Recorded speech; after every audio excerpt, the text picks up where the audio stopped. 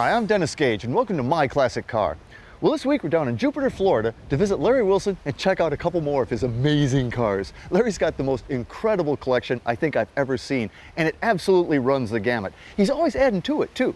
And a couple of the latest additions are this 54 Maserati A6GCS and this stunning 58 Scarab Mark I. These are incredible period cars, race cars, and if I know Larry, we'll probably do a little racing in them.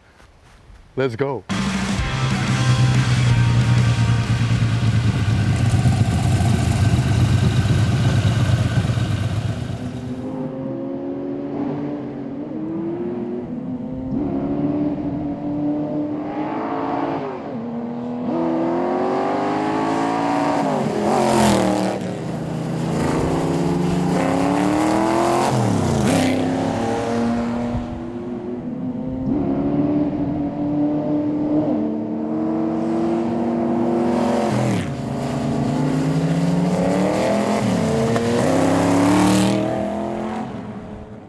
Larry, so good to see you again, my friend. Good to see you, Dennis. You know, I don't know, about a year ago or so that I was in your shop, I was just blown away. You have such an amazing collection and everything from, well, everything. I mean, race and hot rod and foreign and domestic, and it's just great. But you were telling me about a couple cars. One that was actually in process in your shop and one that was in process not in your shop. And that was this one. Correct. Yep. This is a 58 Scarab Mark I, right? That's correct. This does not look like 1958, for one thing. And it looks pretty Euro for another. It's a unique design that played off a lot of themes that were common to European sports cars at that time. It's an aluminum body with all American parts. And Lance Reventlow's objective was to create an American car that could win against the European best cars. Now, he penned this car, and he was only, how old? He was like... He was in his early 20s at the time. Yeah, I mean, that's just amazing. Yeah, it is. And actually, we found there's only two non-American parts on the car. The fuse box comes from a 356 Porsche. Oh, really? And the tail lights come from a 550 Porsche Spider. You know, other than that, everything's American. I think that's legit, though. I would call it an all-American car. I agree. So how many did they make originally? Well, they only made one Mark I, which was the left-hand drive. Then they made several with a right-hand drive, Mark IIs. This was the dominant car in American racing in the late 50s, 58, So this 59. thing did win?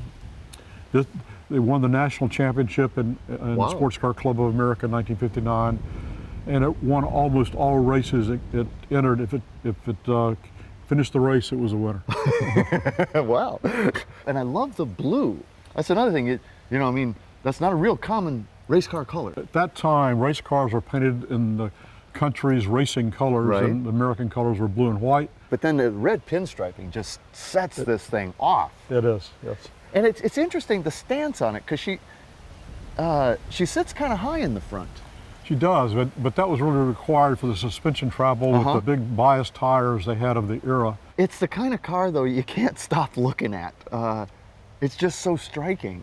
To me, it's one of the most beautiful American-built sports cars ever. It's got beautiful lines and proportions are well thought out.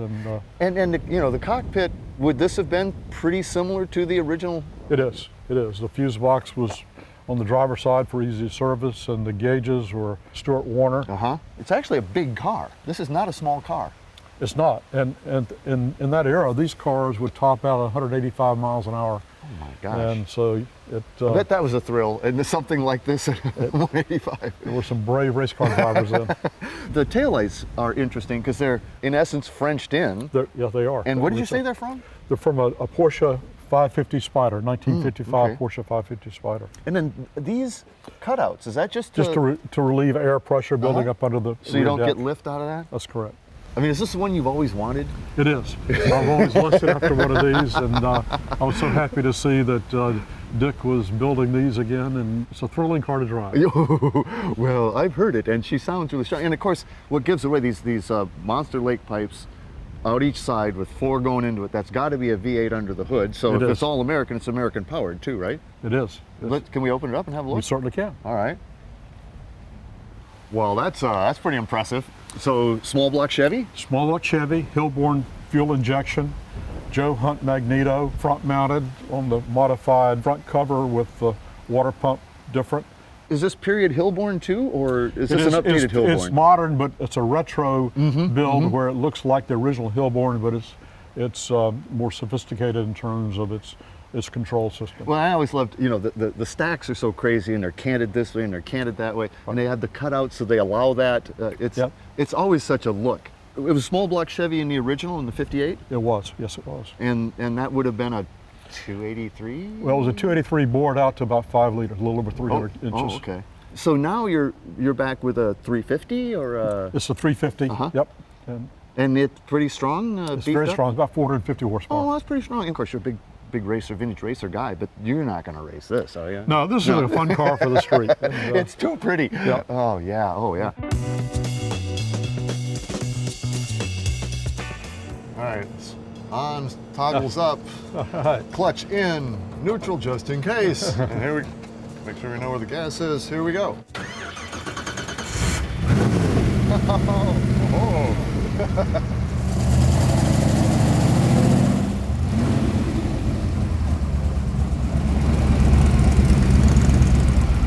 Now you barely had this thing a chance to shake it down, really. You really have.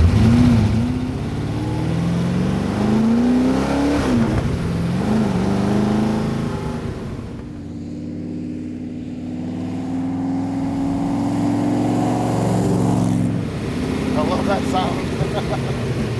Great sound. Nothing like side pipes. Yeah.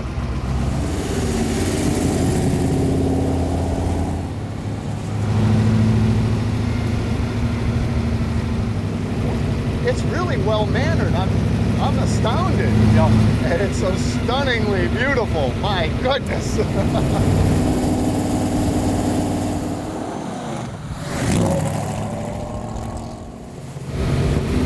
Sure looks great in the sunlight.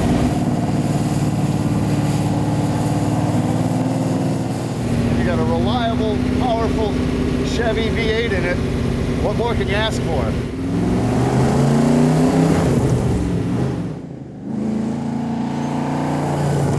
Yeah! It was such a great era for racing in a lot of ways, you know. It really was. All the horsepower you'd want.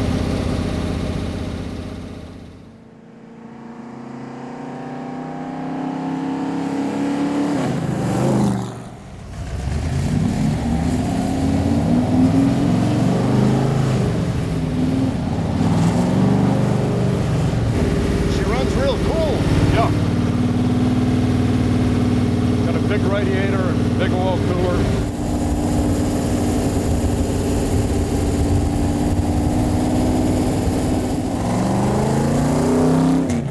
Wow. That was a remarkable collaboration of a lot of Southern California hot rodders building a sports car. They did a heck of a job. Yeah, they I did. gotta tell you. They did And what a great recreation. Yep. I mean, my goodness. Yeah, it's as original. As a lot of fun. Holy cow!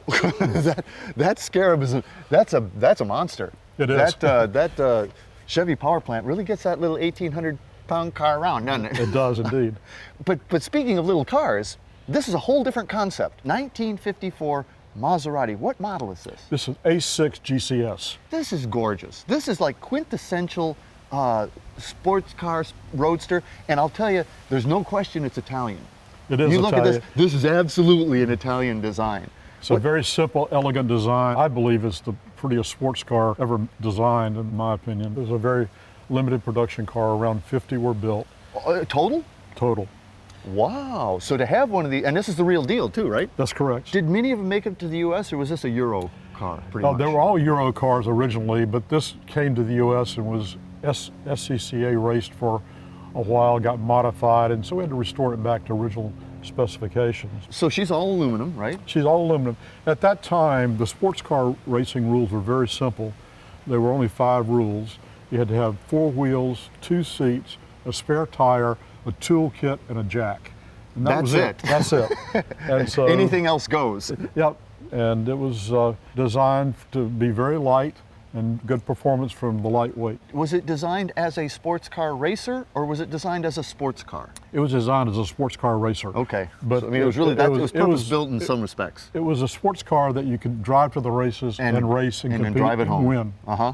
And what are the wheels? Because they're gorgeous. They're Barani wire wheels, aluminum.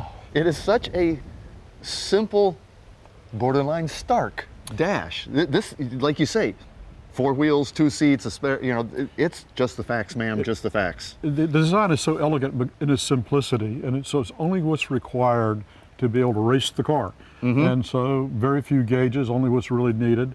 And the simplest of design, for example, to save weight,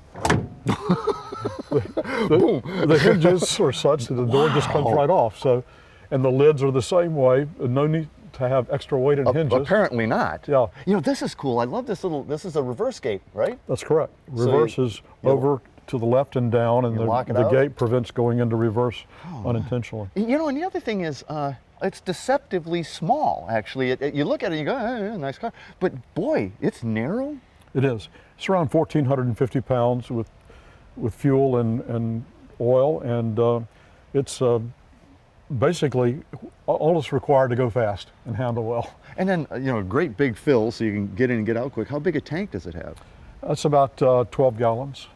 That's actually quite a good sized tank. Endurance racing, yes. The engine in this is a 2-liter. It's a 2-liter twin cam. It's got 2 spark plugs per cylinder. So it's a twin spark, twin cam, and they're twin fuel pumps here that are actually Auto Plus American fuel pumps they used at the time. And right there, so, well, they're certainly handy. Can we have a look at the engine? We certainly can. Let's open it up. All right. Wow. That's more engine than I expected to see under there. It's a 2-liter twin cam, 3 Weber carburetors, and 2 distributors for 2 spark plugs per cylinder. Produces about 170 horsepower. Those Webers are about the size of the rest of the engine. Those are big Webers on this thing. They're 40 Webers, yes, and it gives plenty of breathing and fuel to the engine. And so this is actually the original 54 engine? Yes. We had it rebuilt. Ted Wentz at Savannah Race Engineering did the work on it, and runs great. Maserati used this design up until the mid-60s. Ultimately it became a 4-liter, but the most popular version of it was a 3.5-liter in the early 60s. But it was a very enduring engine design that continued to be bored and stroked from 2-liter up to 4-liter. Well, it's just stunning. I mean, this is just a magnificent piece of sports car racing history. What do you say we put it back together and take it out for a spin? Let's go do it. All right. Got it.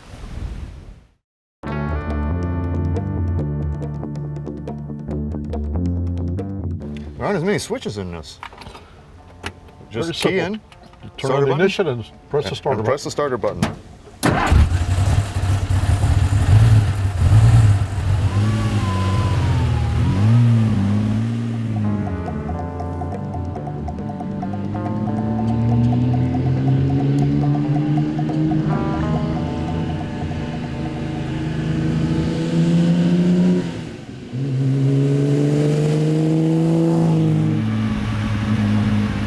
Boy, is this nice. Wow.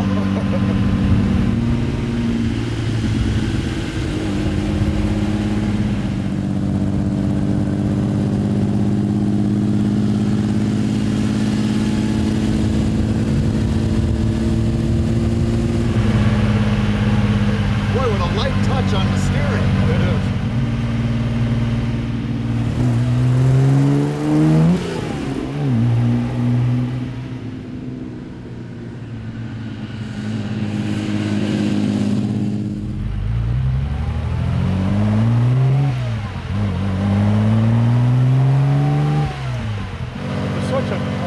Lightweight car, very agile. You know, compared to the Scarab, this is a tiny car. It is.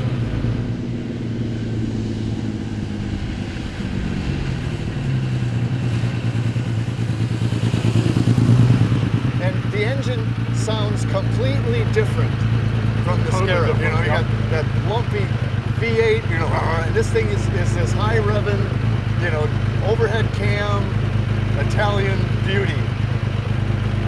But quite a contrast. Quite a contrast. Boy, would this be a blast to be ripping around the Italian countryside. Oh, man. I'd love to ship this to Italy sometime on the BMW. You know, that would be fun. That would. And when you do, I'll come with you. All right, there you go.